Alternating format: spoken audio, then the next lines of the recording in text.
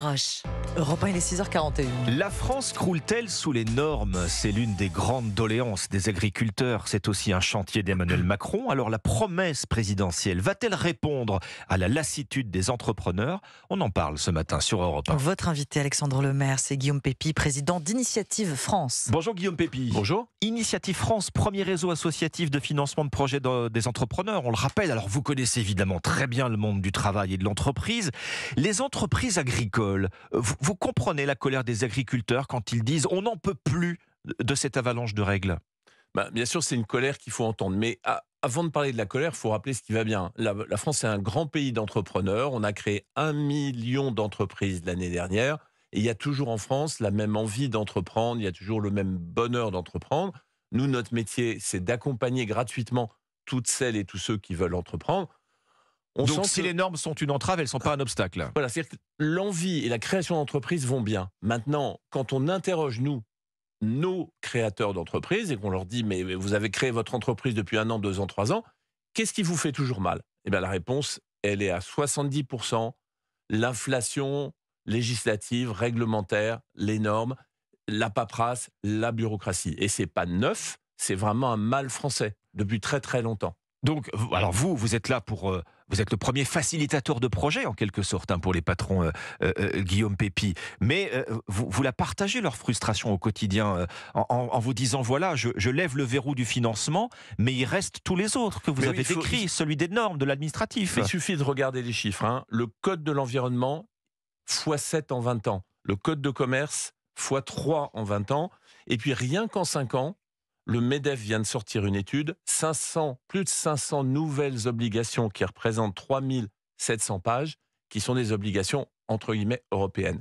Donc tout ça, les gens n'ont pas rêvé. Et le dernier exemple, la cerise sur le gâteau, c'est ce fameux bonus réparation dont on nous parle tant. Oui. 7 € pour faire réparer un trou, un vêtement. Un trou dans un vêtement, oui. Voilà, ou quelques euros pour réparer le grille-pain ou un four. 15 € pour réparer un four. Sur le papier, c'est simple. Oui, l'intention, pourquoi pas. Mais vous regardez ensuite comment ça marche. Il faut que le cordonnier ou le réparateur soit labellisé pour les textiles auprès d'un organisme certifié dont le nom, je vous le donne en mille, s'appelle Refashion. Bon, déjà, ça commence mal. On la recherche sur Internet. Qui a noué un partenariat avec l'État. Et il faut, bien entendu, que le couturier ou la couturière soit labellisé par cet organisme. Oui. Donc, un process administratif. Autrement dit, ça ne vaut pas les 6 €. Et puis, est-ce que l'État n'a pas mieux à faire en ce moment que de créer de nouveaux dispositifs dans lesquels il y a de la labellisation, de l'homologation, de la certification? Alors, le chantier de la simplification, justement, c'est l'un des caps de la politique économique d'Emmanuel Macron. C'est un chantier qui, d'ailleurs, ne date pas d'hier. On rappelle cette circulaire de 2017 qui disait déjà que pour une norme créée, il fallait en supprimer 2. Faisons-le. On est loin du compte, Guillaume Pépi. Je crois que le principal problème dans notre pays, c'est non pas de vider la baignoire avec une cuillère ou une louche, c'est d'arrêter de remplir la baignoire. C'est-à-dire qu'il faudrait, entre guillemets, que le législateur, il faudrait que le Parlement, il faudrait que les administrations, quand elles écrivent, elles le fassent d'une main tremblante, en se disant, est-ce que je vais vraiment améliorer la vie des gens en faisant ça? Est-ce que le bonheur dans notre société, c'est d'avoir des normes de protection toujours plus nombreuses, ou est-ce qu'on n'a pas passé un cap dans lequel, en réalité, maintenant, ce qui nous apporterait à tous un peu plus de joie et de bonheur, c'est la suppression de normes. Donc ça serait ça, le choc de simplification promis par Bruno Le Maire au printemps, pour qu'on ne parle pas de cosmétique, mais de choc, Guillaume Pépi. Ça serait la première chose. La deuxième chose, ça serait de tester chacune des nouvelles idées, de les tester sur le terrain. C'est compliqué, parce que le terrain, évidemment, il va réagir. Mais c'est ça dont on a besoin. C'est qu'il vaut mieux que le terrain, c'est-à-dire les gens, les territoires réagissent avant plutôt qu'après. Oui. Et puis la troisième chose à faire, c'est de se re-interroger sur la dématérialisation. C'est-à-dire, c'est génial d'avoir des plateformes Internet surtout. À un moment ou à un autre, nos entrepreneurs, ils nous disent « mais moi, je voudrais parler à un humain. Parce que ce que j'ai à discuter avec...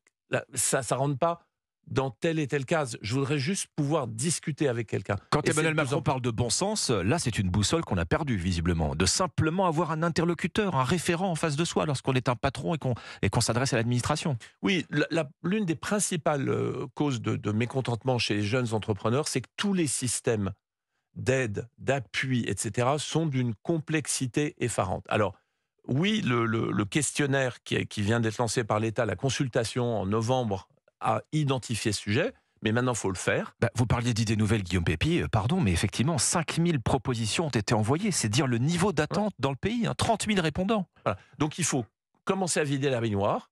Et pendant qu'on va vider la baignoire, il faut lever le stylo des nouvelles normes, des nouvelles réglementations. Et c'est ça le choc que tout le monde attend. Et encore une fois, c'est une question de société, c'est une question de culture. Je pense que tout le monde, les auditeurs, tout le monde, les chefs d'entreprise, tout le monde a conscience qu'aujourd'hui, on a franchi un cap dans lequel les nouvelles normes, en fait, détruisent plutôt de la valeur, de l'enthousiasme et du dynamisme, plutôt qu'elles n'apportent de réelle protection. Le principe du dites-le nous une fois également, autrement dit que l'administration arrête de réclamer plusieurs fois les mêmes documents, parce que c'est la réalité aujourd'hui, Guillaume Pépi. Oui, c'est la question d'interconnecter les différents systèmes pour que vous Qui se soyez parlent pas... entre eux. Oui. Voilà. Bon. Donc, en fait, c'est un énorme sujet. Mais on voit bien que dans la politique française, ce sujet-là, il apparaît de temps en temps. Il apparaît avec les Gilets jaunes, il apparaît avec la crise agricole, mais ce n'est pas un sujet de fond de la politique française. Or, ça devrait l'être, parce que je crois qu'il y a un très large consensus, au-delà de tous les partis, sur le fait que nous avons franchi un cap et un seuil qui fait qu'aujourd'hui, si on ne s'occupe pas de ce sujet-là, les crises vont venir à répétition. Et on rappelle que vous avez accordé avec Initiative France un prêt de 180 millions d'euros de prêts d'honneur, 8 300 euros par entreprise en moyenne. Vous les accompagnez aussi, les patrons, sur l'administratif, et ils comptent plus que jamais sur C'est ça qui fait vous. la différence. Évidemment. Les gens Évidemment. qui viennent nous voir pour dire je veux créer ma boîte, je veux créer mon emploi, nous disent bon, c'est formidable d'avoir un prêt d'honneur à taux zéro, Oui. mais le plus important, c'est d'être accompagné la suite. humainement par des gens qui vont être à votre disposition Et dans la durée. pour discuter du projet, pour aider à améliorer les choses, et puis qui vont vous suivre dans la durée. Et ce qui est formidable, c'est que c'est gratuit. On a 200 associations partout en France, gratuites, et donc il faut trouver les adresses sur initiative-france.fr. Merci Guillaume Pépi, Merci à vous. président d'Initiative France.